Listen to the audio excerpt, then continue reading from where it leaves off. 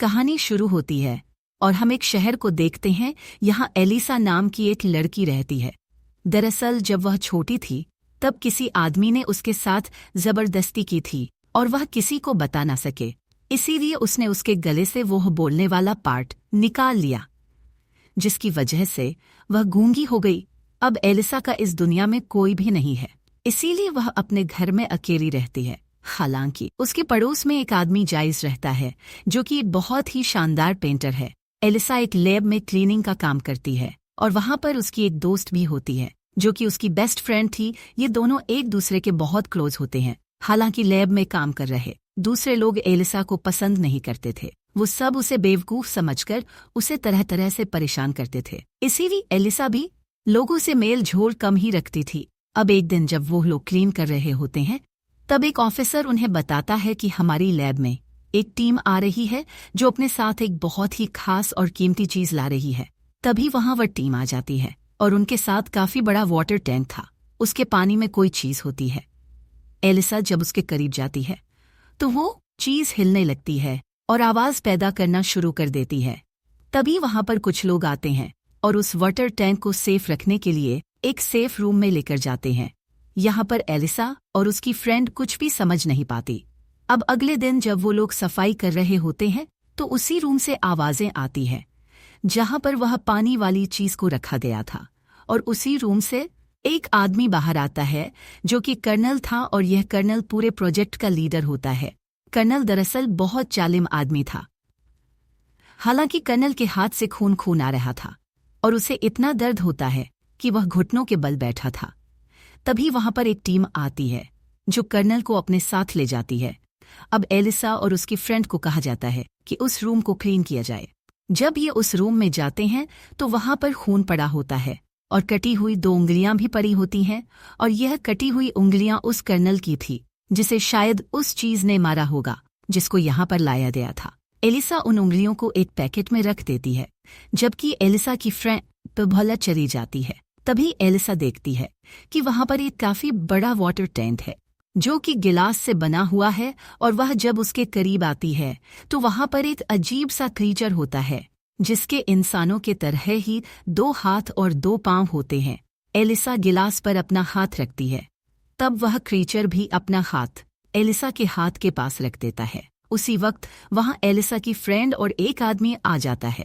Elisa को पता चल चुका था कि आखिर उस लैब में वह चीज क्या है, इसीलिए अगले दिन वह लंच टाइम पर उसी जगह पर जाती है। वहां पर एक काफी बड़ा पूल होता है और वह क्रीचर उस पानी के अंदर जंजीरों से बंधा हुआ था। एलिसा पूल की वॉल पर बैठ जाती है और अपने साथ एक अंडा भी लाई होती है।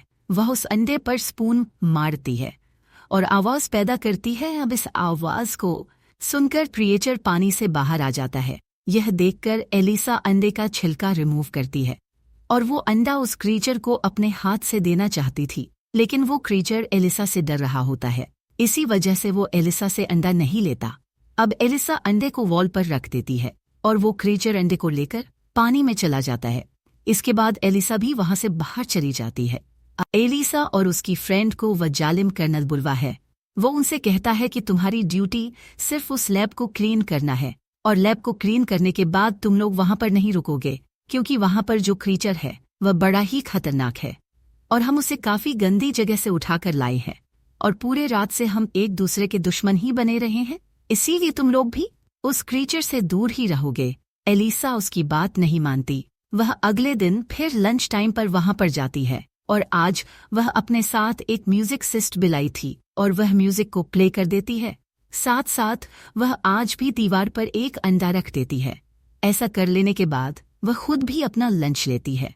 अब वो क्रीचर पानी से बाहर आता है और वह भी म्यूजिक सुनने लगता है।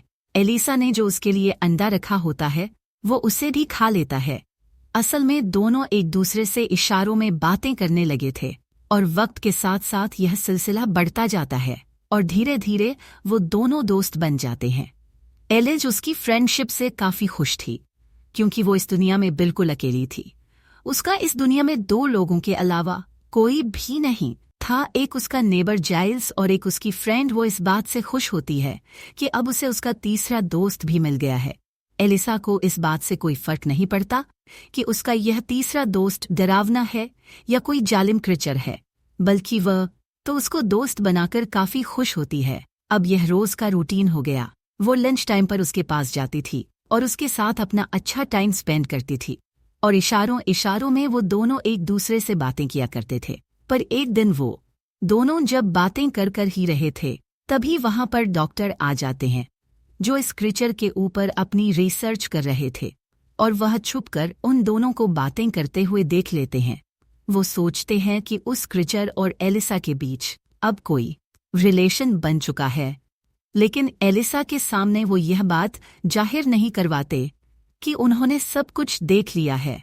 दरअसल यह डॉक्टर एक साइंटिस्ट भी थे, जो अमेरिका के लिए इस क्रीचर पर अपनी रिसर्च कर रहे थे, लेकिन एक्चुअली में ये जर्मनी के जासूस थे और अमेरिकन्स को धोखा देकर जर्मनी के लिए रिसर्च कर रहे थे, क्योंकि उन दिनों अमेरिका और जर्मनी में कोल्ड वॉर चल रही थी और यह दोनों देश एक दूसरे से आगे निकलना चाहते थे। इसीलिए यह डॉक्टर अमेरिका में रहकर जो रिसर्च कर रहे थे, उसके पल पल की जानकारी जर्मनी को भेजते थे। अब अगले दिन एलिसा भी उस क्रीचर से मिलने जाती है। वो देखती है कि उस क्रीचर को बड़ी बेदर्दी से जंजीरों से बांध रखा है। ये देखकर उस क्रीचर पर उसे तरस आता है, क्योंकि उसकी बॉडी से खून निकल रहा था। तभी उसे महसूस होता है कि वहां पर कोई आ रहा है, इसीलिए वह जल्दी से छुप जाती है, और वहां पर होता है वही कर्नल। इस क्रीचर से बहुत नफरत करता था। कर्नल के पास लोहे की एक रॉड थी जिसमें करंट दौड़ रहा था, और वह उस आयरन रॉड से उस क्रीचर को इलेक्ट्रिक झटके दे रहा था। इसके बाद वहां पर जनरल आते हैं। वो कहते हैं कि मैंने तो उम्मीद की थी कि यह बहुत छोटा होगा, लेकिन यह तो काफी बड़ा है। कर्नल कहते हैं कि दरअसल अजन के लोग इसे अपना देवता मानते थे और पानी में इसके लिए फ्रूट्स फेंकते थे और फूल फेंकते थे और पता नहीं क्या क्या करते थे। साथ ही वह आगे कहते हैं कि अगर हम इस क्रिएचर के बारे में जानना चाहते हैं तो हमें इसे मारना होगा, क्योंकि इसे मारकर ही हम इसके बारे में पूरी रिसर्च कर सकते हैं। और जैसे इसकी बॉडी है, इसे काटे बगैर तो हम कुछ कर ही नहीं सकते। लेकिन वो डॉक्टर उन्हें बताता है कि इसकी हालत काफी खराब है, और अजीब बात यह है कि ये एक जगह से सांस लेता है। हमें इस पर रिसर्च करनी चाहिए, न कि इसे मारना चाहिए। मगर वो उस डॉक्टर की कोई भी बात सुनना नहीं चाहते थे। डॉक्टर कहता है कि अगर हमने इसे नहीं छोड़ा तो यह बहुत ही जल्द मर जाएगा, क्योंकि इस क्रिएचर को देखकर ऐसा लग रहा था कि शायद वो बेहोश हो गया है। अब वो क्रिएचर को पानी में डाल देते हैं। डॉक्टर जनरल को कहता है कि आप इस क्रिएचर को नहीं मार सकते। जनरल कहता है कि क्या तुम बताओगे मुझे क्या करना चाहिए? मेरे पास सारी अथॉरिटी है और मैं कुछ भी कर सकता हूँ। इसीलिए जनरल कर्नल को कहता है कि इस गंदे से क्रिएचर की जल्दी से चीर फाड़ कर दो। आखिर हम भी तो जानना चाहते हैं कि यह आखिर चीज क्या है। डॉक्टर को यह सुनकर काफी दुख होता है, क्योंकि वो नहीं चाहते थे कि इस क्रीचर को मारा जाए। वो बेजुबान है, हालांकि वो तो एक जासूस है, मगर उससे पहले वो एक इंसान भी है। इसीलिए उन्हें उस क्रीचर पर तरस आता है और वह नहीं चाहते थे कि उसे मारा जाए। एलिसा भी यह सब कुछ देख और सुन पा रही थी। डॉक्टर के साथ साथ एलिसा को भी यह बात काफी हर्ट कर रही थी। अब यहाँ से जाकर एलिसा ने यह सारी बात जाई, क्योंकि वो काफी परेशान थी कहीं वो उस क्रीचर को सच में ना मार डाले। वो कहती है कि वो बिल्कुल मेरी तरह है, बेजुबान है और वो मेरा दोस्त है। मैं उसकी हेल्प करना चाहती हूँ। वो मुझे देखकर खुश होता है और मेरे अंदर जो भी कमी है वो उसे नहीं देखता और मुझे हर हाल में एक्सेप्ट करता है। जायज कहता है, मैं अफसोस के साथ कह रहा हूँ कि हम उसे नहीं बचा सकते, क्योंकि जिन लोगों की कस्टडी में वो है वो बहुत ही पावरफुल और खतरनाक है। हम लोग आम इंसान हैं, हम उनके आगे कुछ भी नहीं है। यह कहकर जायज वहां से चले जाते हैं। एलिसा काफी दुखी होती है और जायज भी, क्योंकि एलिसा और वो क्रीचर दोनों ही इस दुनिया में अकेले हैं। दोनों का ही सिवाय एक दूसरे के कोई नहीं है। यह सोचकर जायज वापस आते हैं और वो एलिसा को कहते हैं कि उस क्रीचर को बचाने में मैं तुम्हारा साथ दूंगा। जैसा तुम कहोगी मैं वैसा ही करूंगा, क्योंकि हम फैमिली हैं। एलिसा को इस बात से काफी खुशी मिलती है और अब वो काफी रिलैक्स हो जाती है। वो प्लान बनाते हैं कि वो क्रिएचर को उस लैब से बाहर निकालेंगे, जालिम लोगों से छुड़वा लेंगे। अब वो उस क्रिएचर को बाहर निकालने का प्लान बनाते हैं और अगले दिन एलिसा वहां जाकर सबसे पहले कैमरा को ऊपर कर देती है। उसके बाद वो एक कार्ट में बहुत सारे टावर्स रख देती है। फिर वो उस क्रीचर के पास जाती है, मगर उसे तो जंजीरों से बांध दिया गया था और इन जंजीरों को खोलना मुश्किल था। तभी वहां पर वो डॉक्टर आता है और एलिसा उन्हें देखकर घबरा जाती है। लेकिन डॉक्टर तो खुद ये चाहता था कि वो क्रीचर जिंदा रहे, इसीलिए वो इन तारों की चाबी एलिसा को देता है। एलिसा उस क्रीचर के लॉक्स खोल देती है। ये क्रीचर फीलिंगलेस भी था। एलिसा उस क्रीचर को उस कार्ट में रखती है और टनल के जरिए बाहर आने लगती है। एलिसा की फ्रेंड को पता चल जाता है कि एलिसा किस मिशन में है, इसीलिए वह कार्ट के आगे आकर खड़ी हो जाती है और एलिसा को कहती है कि तुम ऐसा मत करो। लेकिन एलिसा उसे समझाने की कोशिश करती है कि अगर हमने इसको यहाँ पर छोड़ दिया तो ये जालिम लोग इसे मार डालेंगे। यह सुनकर एलिसा की फ्रेंड भी उसका साथ देने पर राजी हो जाती है और वो आगे बढ़ना शुरू कर देते हैं। बाहर जाइस अंदर आने की कोशिश कर रहा है, लेकिन गार्ड उन्हें अंदर आने नहीं देता। गार्ड को लग रहा था कि उसका कार्ड फर्जी है, लेकिन डॉक्टर यहाँ भी उनकी हेल्प करते हैं। वो उस गार्ड को बेहोश कर देते हैं और आखिरकार वो उस क्रीचर को वहां से निकालने में कामयाब हो जाते हैं। लेकिन यहाँ पर कर्नल को शक हो जाता है कि गेट पर जरूर कुछ न कुछ गड़बड़ है, पर जब वो गेट पर जाता है तो वो सब वहां से जा चुके थे। एलिसा उसे अपने घर ले आती है और उसे बाथटब में रखती है, क्योंकि क्रीचर की जिंदगी पानी है और वह पानी के बगैर सरवाइव नहीं कर सकता। एलिसा अब अपने दोस्त को पाकर बहुत खुश होती है। वो डिसाइड करती है कि 10 तारीख को उस क्रीचर को रिवर में छोड़ आएगी, क्योंकि 10 तारीख को बारिश होने की उम्मीद थी और बारिश की वजह से यह क्रीचर अपनी मंजिल अपने समंदर तक चला जाएगा।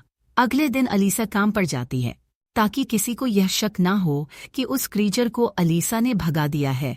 इधर घर में जाइल्स उस क्रीचर के पास होता है और उसका ख्याल रख रहा होता है, लेकिन इसी दौरान उनकी आंख लग जाती है।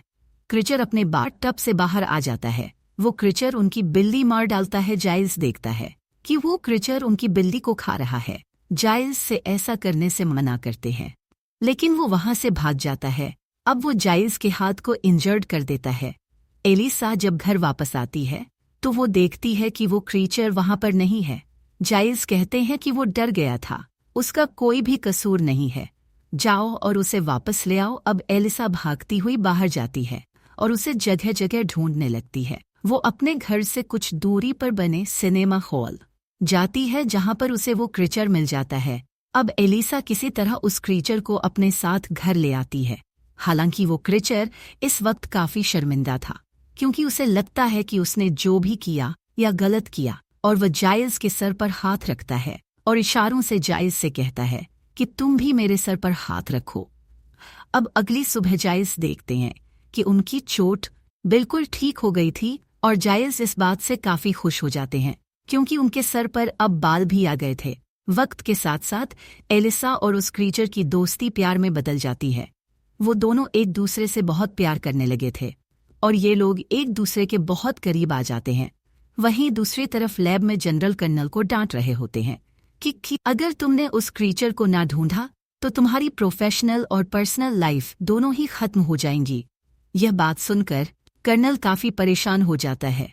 अब कर्नल को डॉक्टर पर शक होता है कि उसी ने क्रीचर को भगाया होगा, क्योंकि वह जानता था कि डॉक्टर यह नहीं चाहता था कि उस क्रीचर को मारा जाए। इसीलिए कर्नल डॉक्टर के घर जाता है। अब डॉक्टर अपने घर से बाहर आकर उन दोनों से मिलते हैं। वो दोनों आदमी डॉक्टर पर गोलियां चला देते हैं, लेकिन कर्नल वहां आकर उन दोनों आदमियों को मार डालता है। कर्नल को पता चल चुका था कि डॉक्टर रशियन बोल रहे थे। इसका मतलब यह है कि वो एक एजेंट है, एक जासूस है। कर्नल डॉक्टर को कहता है कि मुझे सब कुछ बता दो कि वो क्रीचर किसके पास है, मगर डॉक्टर उन्हें कुछ भी नहीं बताता।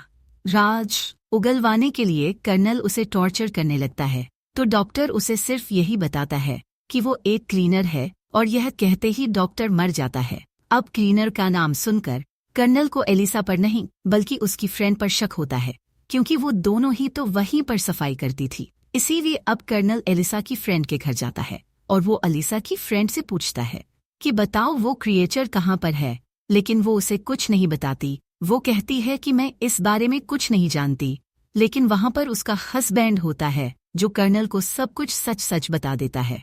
वह कहता है कि वह क्रिएचर एलिसा के घर पर है क्योंकि मैंने अपनी वाइफ को एलिसा से बात करते हुए सुन लिया था।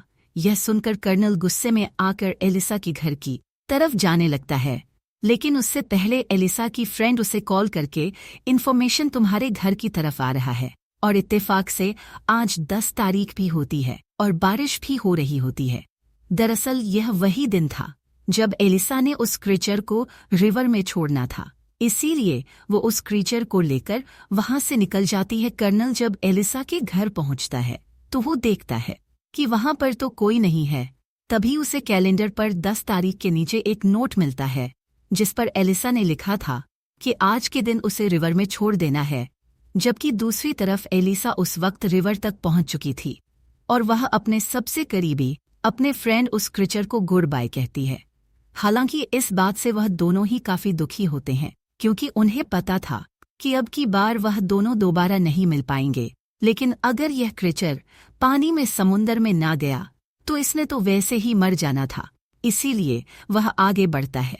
तभी वहां पर कर्नल पहुंच जाता है और वह एलिसा और उस क्रीचर दोनों पर फायरिंग कर देता है, जिसकी वजह से ये दोनों वहीं पर गिर जाते हैं।